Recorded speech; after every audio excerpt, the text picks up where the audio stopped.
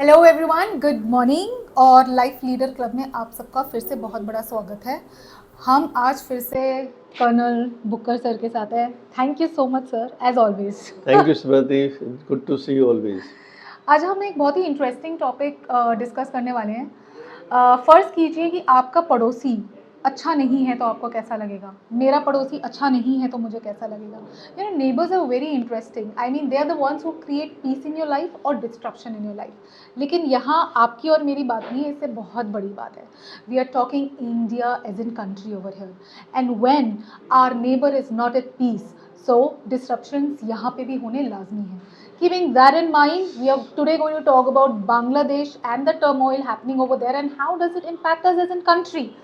So, Okay. thank you so much हमारे साथ time spend करने के लिए on this very important topic. तो शुरू करने से पहले सर, जैसे मैं भी एक नोवाइस हूँ और मुझे इतना सब कुछ इतना पता नहीं है, तो हम लेट्स स्टार्ट विथ हिस्ट्री कि बांग्लादेश में जो हो रहा है आज एकदम से तो नहीं हुआ होगा। Sure this would have been building up over the years. तो क्या है इसकी हिस्ट्री और क्यों हो रहा है ये सब? स्मृति, फर्स्टली आई नोट से कि हमारा पड़ोसी अच्छा नहीं है, उसके पड़ोसी के हालात थोड़े अच्छे नहीं है अभी. I'll correct my statement. Second point, if we look at the roots or the history of Bangladesh, we must understand that before partition, it was part of the greater India. After partition, it became East Pakistan. Yes. And the West Pakistan and East Pakistan became two states based on a religion, that is Muslim dominant. And that is how East Pakistan was carved out in 47. If we see that time, there were more than 1/3 population was Hindus. After partition, people migrated to India, and still there was a sizable, more than 23% was still Hindus. It remained as a country under Pakistan, West Pakistan's governance, but lot of protests and things started because the culture was different. They're all Bengalis. West Pakistan is all Punjabis and Sindhis and other. Here it was a total Bangla culture. Okay. So when this protest took a different shape, there was a huge influx of refugees to India in 1971. That time Prime Minister took a call, and I think this is, along with Awami League, we liberated Bangladesh, or rather we liberated East Pakistan from West Pakistan and called it Bangladesh. And that is how Bangladesh was born in 1971, when their founding father, or the father of the nation, Sheikh Mujibur Rahman, he became the first president after that. Okay. A constitution was made in 1972 where they almost migrated to a secular state. All right. Now, thereafter, in 1975, in a coup, he was killed. The whole lot of his family was killed, and the Islamic fundamentalists took over that time.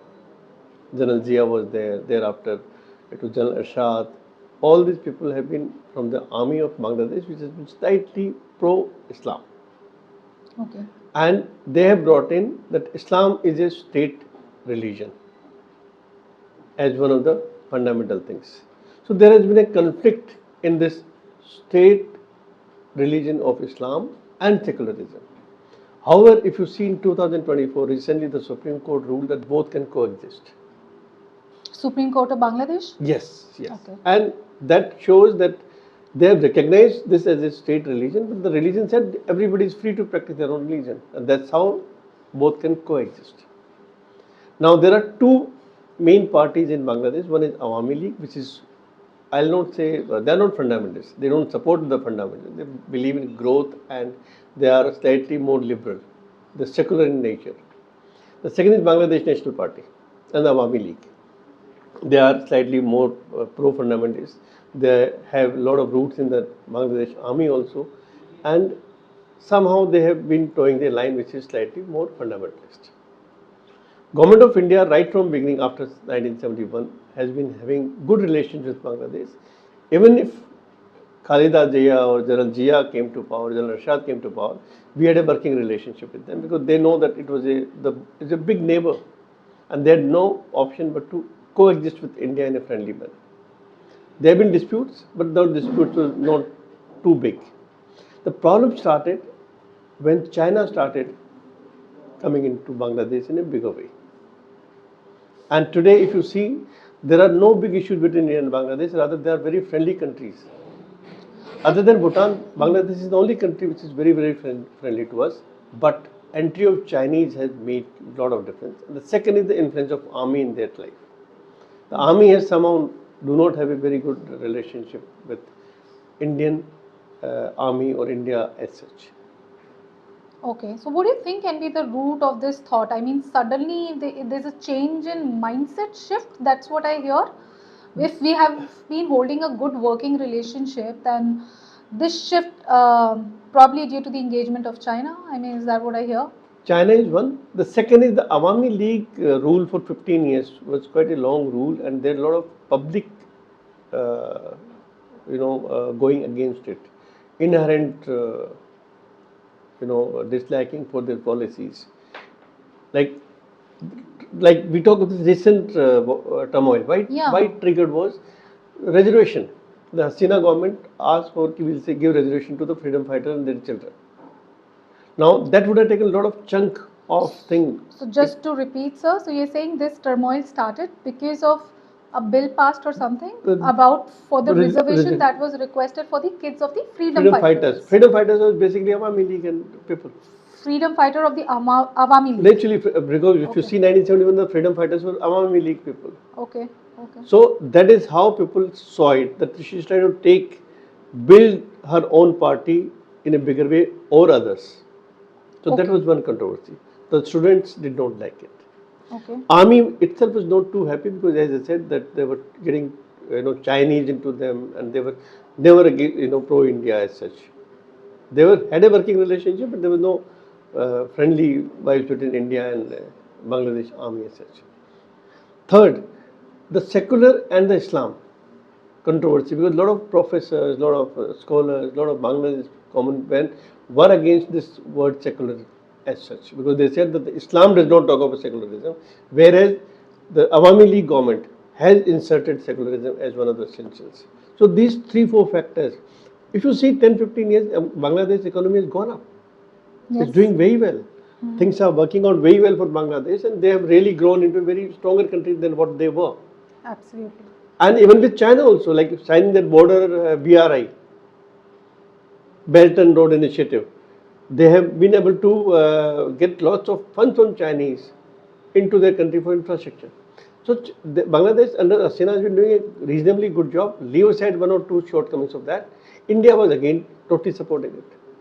So I think these 3-4 factors of reservation, that Islam as a state religion versus secularism, and the Chinese influence has all gone together to make things bad for Hasina government.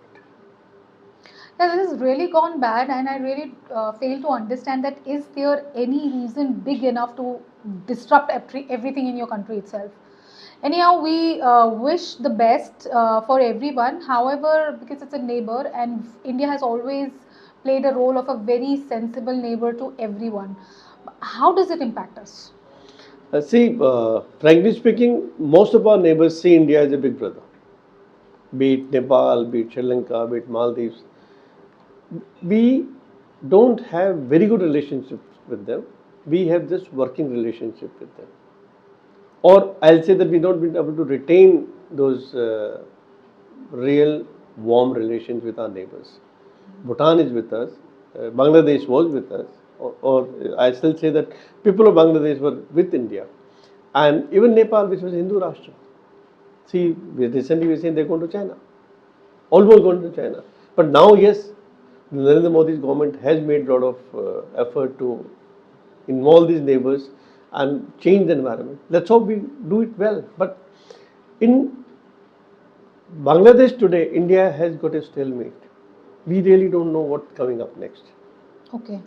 One, how the China factor is going to play in Bangladesh, because their BRI projects or their defense exercises together, they're coming into in a big way, is a cause of concern. Second, very interesting thing, the Americans wanted a base from Bangladesh, which was refused by Hasina. So that means even the US is not very happy with the present government regime, was not very happy with them. So one really doesn't know what is their involvement in this. These things will come out as we see. But three things which are recently happened in last 48 hours is that release of Khaleda Zia. Khaleda Zia is a widow of Jan Zia, was the ruler and was a proper Islamist, anti-Indian president of Bangladesh. Like General Shah, Jan Zia, Khaleda Zia, they all been anti-India. They had to, they cannot openly oppose India because India is a big neighbor, it's a powerful neighbor. She's been released. Her son is almost traveling back to Dhaka. Is a cause of concern. Second, Mohammed Yunus has been put as a interim head. He's a good man. He has a vision. I'll not say whether he's anti-India or not. It doesn't make a difference as long as he's got a vision for the country. Country is good. Country is good. We all know lies in being friendly with India. So we should be happy with that. But the question is, will he be permitted to work? It's going to be the Bangladesh army which is going to indirectly work out the complete government for till the time the new government is formed. And when the new government is coming in, we know that the present आज के हालात को देख के ये लगेगा कि भाई आवामी लीग तो वापस नहीं आ सकती. अगर आवामी लीग वापस नहीं आ सकती तो मतलब हिंदुस्तान का फिर दोबारा पकड़ वहाँ पे कमजोर हो जाता है. तो हिंदुस्तान के लिए एक बहुत ही वेट एंड वॉच और बड़ी एंक्शियस घड़ी है ये. हमारा बॉर्डर अलर्ट बढ़ा दिया गया, हमारा बॉर्डर डिप्लॉयमेंट बढ़ा दिया गया कि वहाँ से इन्फ्लक्स ना हो. अभी तो वी शुड बी हैप्पी कि कम से कम एक बॉर्डर इन्फ्लक्स नहीं हुआ. एंड दो चीज़ बड़ी पिक्युलर हुई है. बांग्लादेश आर्मी ने हसीना को वहाँ से जाने दिया और उसके बाद में प्रोटेक्शन के लिए वहाँ पे पहुँचे. उन्होंने उसको प्रोटेक्ट नहीं किया, लेकिन उसको मारने भी नहीं दिया गया क्योंकि वो जानते थे कि हसीना के साथ में कुछ भी ऐसा हो गया तो पूरे देश के अंदर एक टर्मोइल होगा जो उनके भी बस के बाहर होगा. It's a very planned strategy by characters who will now come out in future. Yeah, I think it is planned, and this is to my youths who are watching this because I really cater to them. You have a life in front, all of you, right? So हमें जो TV पे दिख रहा है, कुछ दिख रहा है, हमें रिजर्वेशन दिख रहा है, हमें बच्चे दिख रहे हैं जो डिस्क्रिप्शन कर रहे हैं, but the point is आप बच्चे ही हैं. Please try and understand. Probably some other minds are playing behind it. I don't know what it is, but what I can say is that everyone wishes best for the world, for the country, and for your country. Yeah. So what we see on the television is the youth. But is it really the youth? No, rather, that's the question. No, this is the big lesson for the youth that yes, you have a point of opposing the reservation, but is it that big a point that you make the country unstable? Absolutely. And today make you your put own the whole country country into instability mode. The country will take a path which they are not sure whether it is right or wrong, but the youth has not realized this. I'll call it a trigger point. They are not the real, they are not culprit. They were just protesting against what was coming to them and they were seeing as a harm to themselves. It has happened. Violent protests on reservation in India has also happened. But ऐसा नहीं है कि आप एक reservation की policy के में violence करते करते इतनी दूर चले जाओ कि आपका देश ही unstable हो जाए. ये एक learning है student के लिए कि आपको समझना चाहिए कि आपके पीछे कौन आपको चला रहा है. Absolutely. You have to be careful. नहीं तो जो यूथ पूरे देश का भविष्य है वो इस भविष्य को गलत रास्ते पे धकेल देगा. बिल्कुल, मतलब ये एक बहुत बड़ा लर्निंग और टेक अवे है. Like you said, so it's a wait and watch situation. Any final takeaway, क्योंकि we as India, as big brothers, and we know and everyone knows in the world that we are the ones who would always be there to support. So all we can wish for is the best for the country because हमारे पड़ोसी कुछ नहीं होंगे तो somehow it impacts us as well. We cannot make any conclusion on this, but any last piece of advice that you want to give or a summary statement? I think government of India must understand one thing, that we have no option but to support our media. We have to support them because that is only thing जो आज भविष्य में हमारे साथ, आज नहीं कल, कल नहीं परसों, एक लंबे समय के लिए वही एक सोच है जो इंडिया के साथ में आगे चल सकती है. बिल्कुल. और हम उनको सपोर्ट कर रहे हैं. बहुत राइटफुली हमने जो अभी तक किया है वो बहुत ही सोची समझी और समझदारी की बात है. हमें कोई भी गवर्नमेंट आती है उससे वर्किंग रिलेशनशिप एस्टेब्लिश करना पड़ेगा. पर अगर हम चाइना को काउंटर कर जाते हैं तो I think we will get a pause. And after a pause, I'm sure even in Bangladesh, people will realize that in the long term, you need a government which is really pro-country.